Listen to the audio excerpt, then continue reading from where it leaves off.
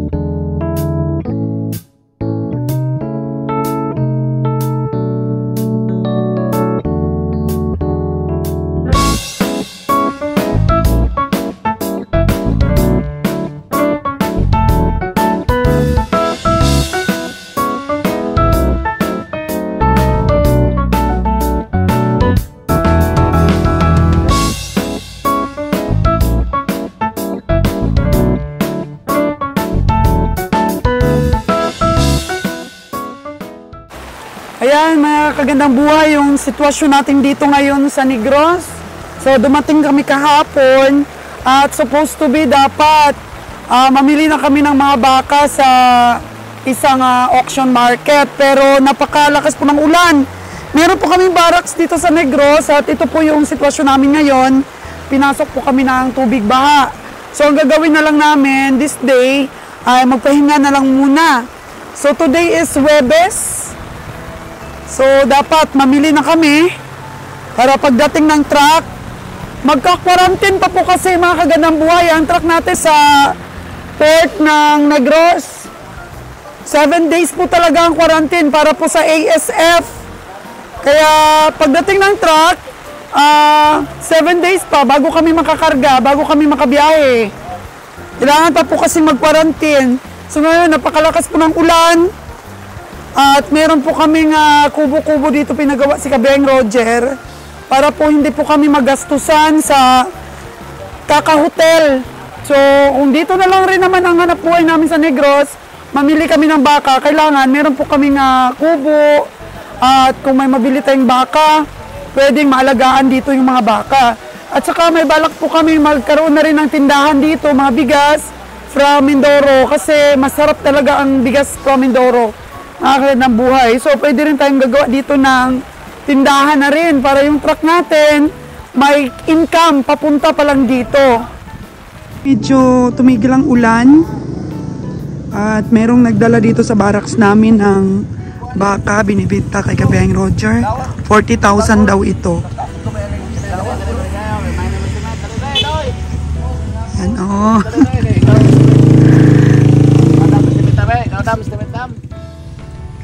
Yan o.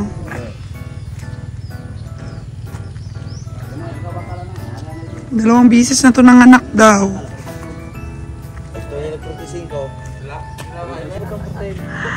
Sabi ni Kabiyahe, 39. Pero para sa akin, mga 35 lang siguro.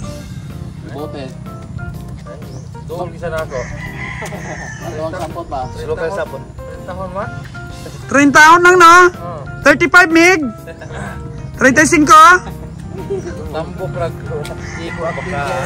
5,000 mo naman. Ano?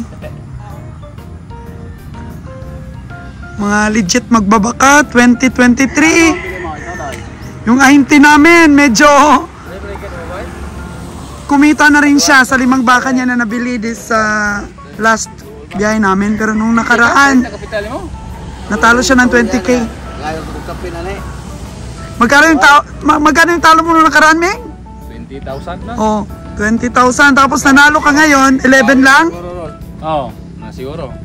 11,000. May risto ka pa na 9. Hindi pa siya bumawi. May pinagawang kubo si Kabeng Roger. Ito yung kubo namin, oh. Yan. So, solid po yan na kahoy. Binili namin yung lumang bahay. At saka yung materyales, pinagawa namin dito. Ayan. So, hindi pa tapos. Lagyan pa natin yan ng pins. At saka tindahan. Maglalagay tayong tindahan dyan, oh. Lagyan natin tambak yan at lagay tayong tindahan dyan. Ayan. So, pag nakilala na nila tayo, nagdadala na sila ng mga alaga nila para ibenta sa amin.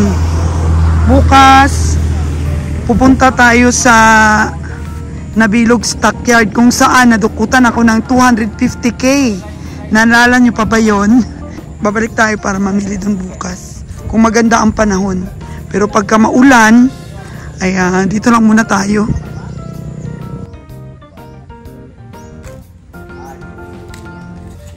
Layang dahon, no? Kita mas lawas, oh. Kain. Harap kaputin ni Dada.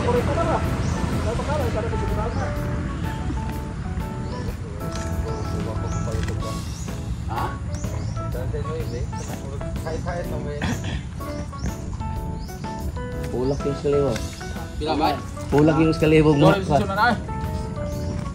ay mo ko kung palit kung magsimok ng ampo. Kasi kapliti lang yung tao na. Nga, dako ano yung mo.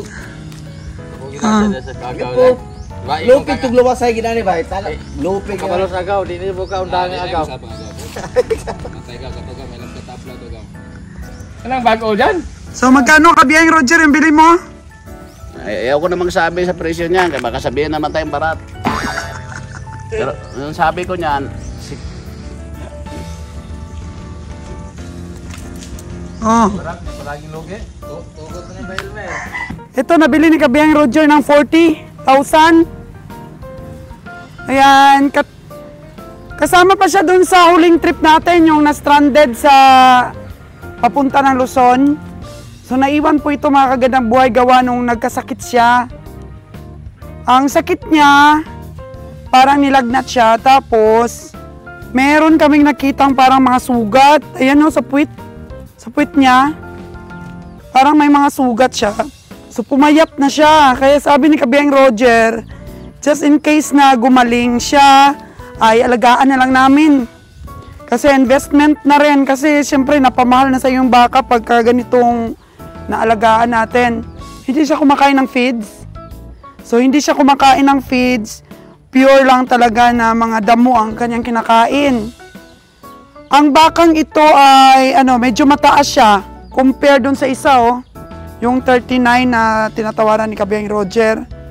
Medyo mataas po ito ng katawan, yung mga paa niya mataas. Pero ito nga lang, oh. Ano ba yung in-spray sa kanya, Meg? Worm spray para patay ng... Worm spray. Para hindi siya lapitan ng langaw. Worm spray ba, oh? Patingin. Kumbinix. So, sino nagresita nito sa inyo? Kumbinix, oh. Sa Pacifica? Kumbinix.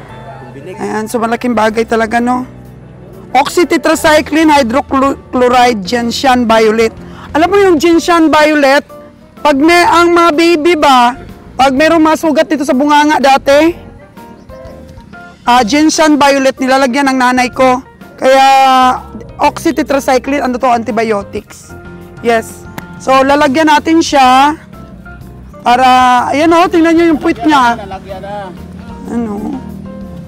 Parang kasi. So ano kayang sakit yun, no? Ayan, sakit yan. Ayan, so marami nang pumupunta dito, yung mga kaibigan natin. Na ano, siya oh. Tingnan natin. Wait niya kasi talaga, ano eh. Buti hindi na siya maga. So, ayan mga kagandang buhay, kung sino pong may alam kung anong sakit yan. At saka kung anong gamot para mabili namin. Sige, i-focus na. Ito mga kabiyahe yung nangyari sa baka natin. Nung binili ko ito, ang taba nito. Pero ngayon, oh, may sakit siya mga kabiyahe. Kaya nga, humingi pa ko ng advice sa inyo kung anong klaseng sakit to mga kabiyahe.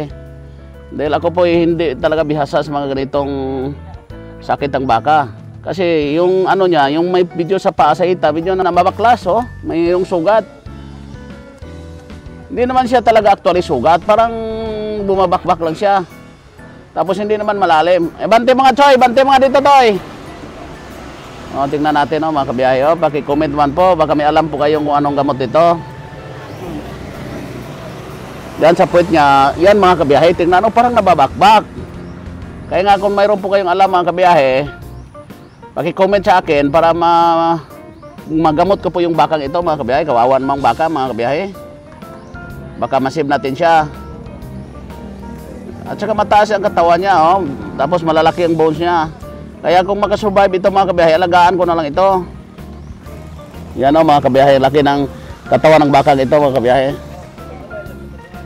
Ito yung mga sugat niya, oh. Sugat niya na, yan sugat niya. Yan nga sabi ko, talagang ano. Sige, yan po mga kabiyahe. Kung sana po may pag-alam po ninyo kung ano pong sakit nito. Sige na, baka stress na. Pakainin mo na sa damuhan.